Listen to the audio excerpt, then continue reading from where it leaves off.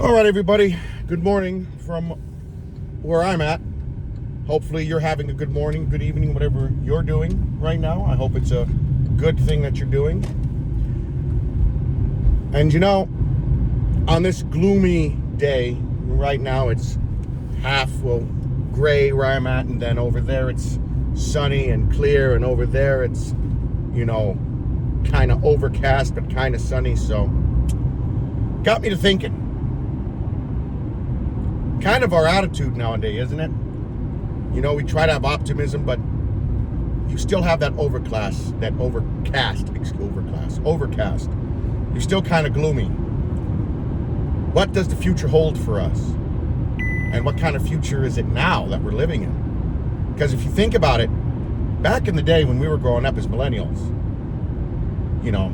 I don't know what type of millennial I am. I was born in 87, so does that make me an elder millennial? Does it make me I don't know which classification of millennial I am. But we all saw the transition, all of us, especially people born in my time and before, transition from a mechanical-based technology, whether that be telephones, VCRs, we had Laserdisc players, a very physical formatted type of existence back then, into this streaming multi-dimensional type of technology we have now.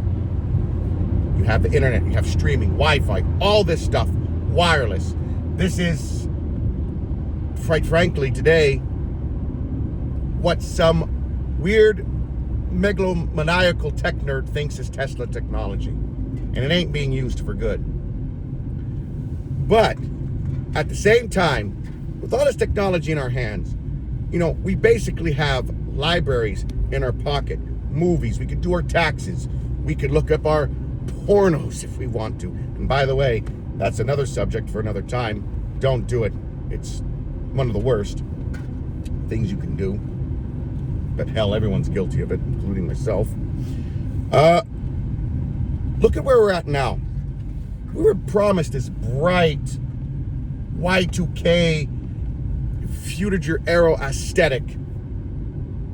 We're promised that everything would be good, everything would be silver, everything would be futuristic, all our needs would be taken care of. We'd live in a very IGY, if anyone remembers the song IGY by Donald Fagen, kind of this IGY existence. We'd be able to go to New York to Paris in 30 minutes. We'd have flying cars by now.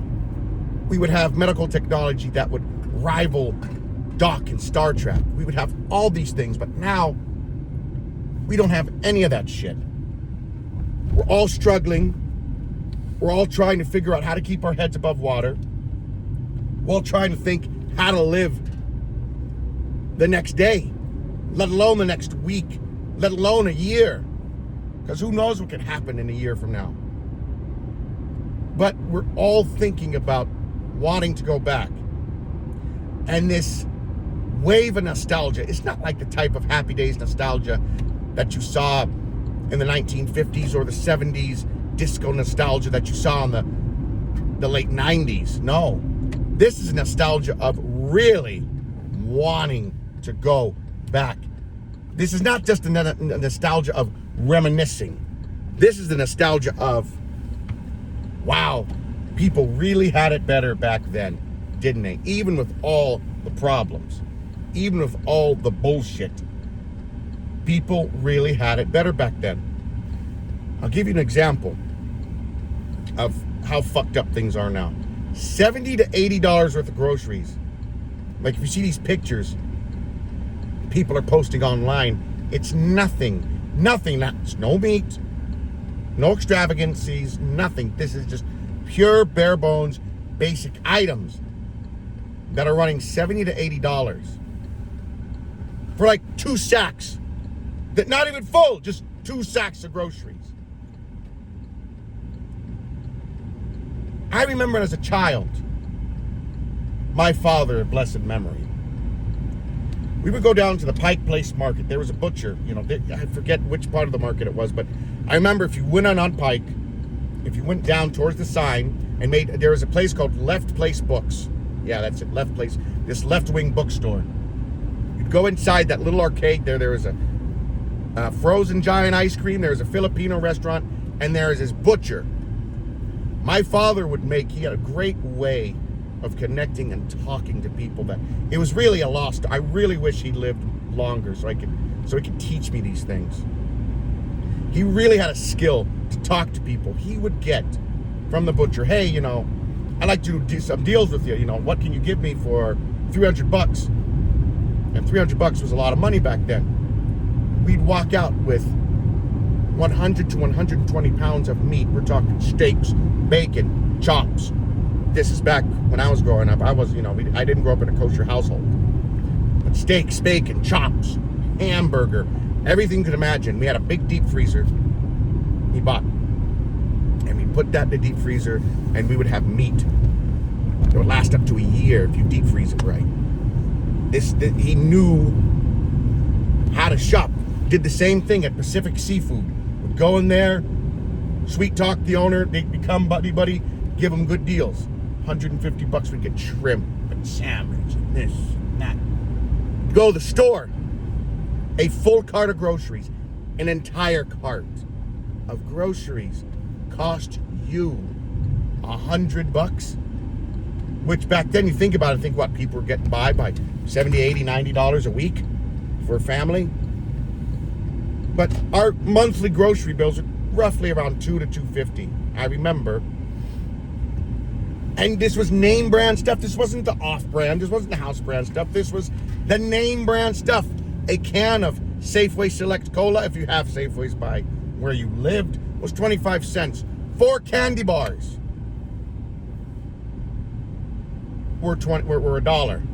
You could buy at sometimes they would do these, really rock bottom deals where you could get like 10 candy bars for like $1.50.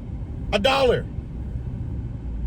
And people are trying to even think about, do I have enough money to buy lunch today? Or do I need to keep my lights on? I can't use my heat, so I'm going to use this space heater to conserve on the energy. We have reached a point now where no one wants to be in this present moment. Hardly anybody. Nobody. Unless you're living the good life, who gives a fuck? But most people who are working, they don't want to be in this shit. And especially with the rise of AI, you're constantly seeing these photos, these AI images. We'll come back to the 80s. Remember we went to the arcade? Remember we went to the movie theater? Remember we did this and this and that? Whatever decade it was in. People are fucking tired, man. They're done. And it begs the question, how much longer can we live like this without shit popping off? Because I got a feeling if this keeps going on, shit will pop off. Back then, you can get yourself something. You can get yourself a videotape. You can get yourself a record, a cassette tape, a VHS, a Betamax, a CD, whatever, a program, a computer program. It was yours. You didn't have a company trying to fucking fleece you every month for a subscription, and then, you ran out on this subscription. Why don't you try our higher subscription and get more and more and more money from you? You didn't have these practices. Food. As much as they were complaining about food back then, now the food is fucking atrocious. This is an insult. At least you're able to get higher quality shit at a decent price. Now, they try and sell you stuff as higher quality, even though the quality has drastically declined, for the same price, if not far more. And you got a lot better quality back then. And yes, you did. Because believe me, you could taste the quality of shit now. It's a completely different world. There's an example. Now that they're kosher, I looked in the box and I go, here's some Hostess cupcakes. Cool, man. I'm going to get some of these. I remember when I was a child, they used to be moist. It was very flavorful, the cream, everything. It was a very nice experience. My favorite snack in the world, Hostess cupcakes. Now, when I got it recently, I tried it. Dry, the fucking frosting looked, it was blooming. It just looked and tasted terrible. It had the same taste, but there was something to it that was not there that I remember. And this is not childhood nostalgia. I really remember. And the size of it was like that, with the shrinkflation and everything. So you tell me how we're going to live in the future that you got people, you got companies out there trying to fleece us left and right. And you know what? No wonder people want to go back. Nobody. I think even the fucking leftists don't want to live in this type of future, because what's sickening about this type of future is you are living in a future where they're telling you you'll own nothing and you'll be happy, that you must accept this disgusting shit that we're going to feed to you, and you're going to like paying for it. You're going to love paying for it, actually. You're going to pay for it and you're going to fucking love it. You better shut the fuck up, because if you don't pay for this, well, guess what? Fuck you. This is what it is. And you're going to be happy taking it. You're going to be happy getting fucked in the ass constantly. And they don't even have the decency to fuck you in the ass with lube. They won't even use their own spit. Dry. You're getting fucked in the ass dry. And that is the most disgusting thing about it. So when I see people, including myself, type up these AI stories, these AI images, asking AI, how was it back in the old days? What were the comparisons to now and then? What went wrong? Etc.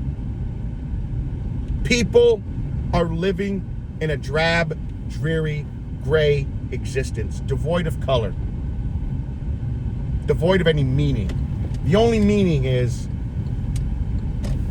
you just get up every day, you go to work, and that's it. At least back in the fucking 1800s, which was a terribly brutal time to be a laborer, a terribly brutal time to work. No workers' rights, nothing. At least the families looked out for each other, and they might have been able to scrape up their money and had much more of a chance than us to buy a house. I've seen even people, I think some there's historians out there that say living in the Middle Ages as a fucking serf is better than what we got today. They had even more vacations. So what the fuck are we doing, man? Where the fuck are we going now? And there has to, I think we're coming at an impasse to where there's going to be something that's going to happen. Because what do I think? Honestly, yes, we are marching right into World War III. I mean, shit. I'm in Israel. Something could happen at any minute. We got fucking Iran, starting their shit.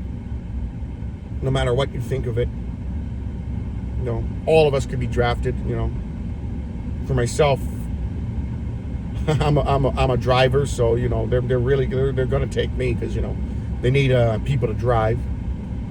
Bodies are going to be taken, basically. They need warm bodies to hold guns and do tasks. We're going to be fucked.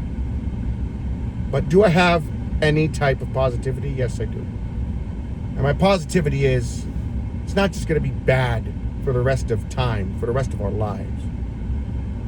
We're living as millennials especially, and Gen Z, as people did in the Depression. I think it'll get better for us. But we have to reach levels of depravity and strife and war to get back to that point. We are in the birth pains now. And those birth pains it's excruciating. But I think we'll get there. But in the time being, people are not just nostalgic just to be nostalgic. People are nostalgic because they're yearning for something that they've never had, that they've never experienced. And they want to experience that. And I think you'll see, another prediction of mine is, I think you'll see people turn back to this life, back to the way it was. Because at the end of the day, technology can fail at any moment. Look at OpenAI right now. They're losing money hand over fist. AI can't do the work. They thought that AI was going to do the work. No, AI is not going to be able to do the work. It's fucked. It hasn't gotten to that level yet. It hasn't gotten to I forget the term for it, so I'm not even going to say what the term is. If anyone knows, you can leave a comment. But we're not at that level. People want to reject technology, and I think technology is a great thing, but we're applying it in the wrong arenas. We're applying it in these goofy, technocratic, just dystopian ways, and that's not the way it's supposed to be used. I think people like Nikola Tesla, hell, even Thomas Edison would be horrified at the way technology is being used today. I mean, I'm horrified at the way technology is used today. At least back then, you owned whatever you bought. Now, you need to have a subscription for everything, and they can take it at any time. It doesn't work that way. It's disastrous. And then when you see all these people yearning to go back to a time that they never experienced, it's kind of like an anachronism. A future that never happened. Very anachronistic. And I hope that whatever that needs to happen, happens soon. That we can just get it over with. That we can get this out of the way and forge ahead as people. Because if we keep going the way we're going, shit's gonna pop off. Because people are tired of hearing from the establishment and the powers that be, including within my own religion. We got a lot of people in Judaism that are Jews that believe this crazy, disgusting nonsense. It's not biblical Judaism. It's not Torah Judaism. This is whatever they believe is secular crap. And I just hope whatever's going to happen, and it will happen, just happen soon. That way I have a bright future ahead of us. But the way the nostalgia train has been going now, the way people have been acting, the way people have been yearning for that past, this is not normal. Whenever there is a large wave of nostalgia, whenever people are struggling the way they're struggling now, especially with large waves of nostalgia, that's when you know shit has hit the fan. And there's always been nostalgia. There's always been, it's better in my day. That's always been the case. But right now, we actually have the ability to have a little bit of a taste through AI how it was. Even though we cannot feel it, even though we cannot taste it, even though we cannot see it physically. We're not able to touch that past, but we are able to get an idea, at least, of how that past was. This is really driving people crazy. Anyway, I gotta get to work, so you guys have a wonderful day, and until the next video, which will be soon, have a great, blessed day, everybody. And always remember, just keep your head up and, keep God in your hearts.